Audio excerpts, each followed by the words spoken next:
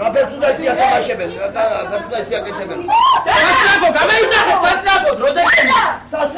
ბათუმის სანაპირო ზოლში მომაჭრეებს ბულვარის ადმინისტრაცია გადაადგილებას და პროდუქციის გაყიდვას უბრძალავს. მომაჭრეებმა ხელმძღვანელობის ეს გადაწყვეტილება გააპროტესტა და აქცია ადმინისტრაციის შენობის წინ მოაწყვეს.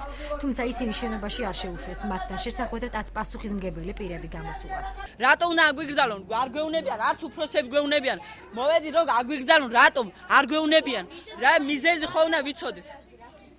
სასმელებს, პუბლიკებს, რა ზესუმძირას, რაღაცებს ხო ყიდით? თო დაგაჯერმები ერთ ვიღაცას ტავარი ჩამოართვეს ვიღაცას. რატო უნდა ჩამოგვართა ჩვენ ტავარი და ვიღაცას მოხუც და იმას ხელს არ ტყავი? როგორ შეიძლება მითხარით? მომაჭრეების თქმით, სანაპირო ზოლის დაცვის თანამშრომლები მათ ჯარიმებით ემუქრებიან, რამდენიმე მათგანს გასაყიდი პროდუქციაც წაართვეს. მომაჭრეები ამბობენ, რომ მძიმე ეკონომიკური პრობლემების გამო ვაჭრობას სანქციების მიუხედავად გადაგწობენ. მილიციამ გითხრა, ისევ დაცვის პოლიციამ გითხრა, დაგაჯარიმებთ.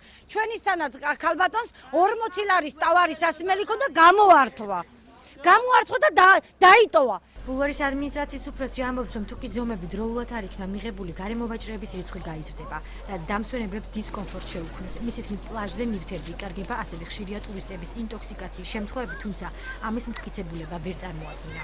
შექმნილი არის წერტილები მომსახურების, კერძოდ სიმინდის აპარატები, არის პოპკორნის აპარატები და სხვადასხვა ტიპის სამეწარმეო საქმიანობები შეუძლიან დაკავდნენ და რა მაინდამაინც პლაჟზე იარონ. ესენი არიან უკანონოდ შესული, ამათ არ მოუმართავთ ადმინისტრაციას არც წერილობით და არც სხვა რამე ფორმით. ბულვარის ადმინისტრაცია ირწმუნება, რომ გარემოვაჭრეების მძიმე სოციალური მდგომარეობის შესახებ იცის, მაგრამ კანონის შესაბამისად მოქმედებს.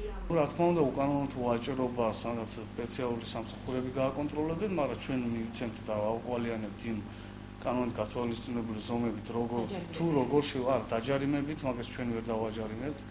სპეციალური სამსახურები დააჯარიმებს. ბულვარის ადმინისტრაციის ინფორმაციით პლაჟზე 200-მდე გარემოვაჭრეა, თუმცა ამ რიცხვის სიზუსტეს თავად გარემოვაჭრეები არ ადასტურებენ.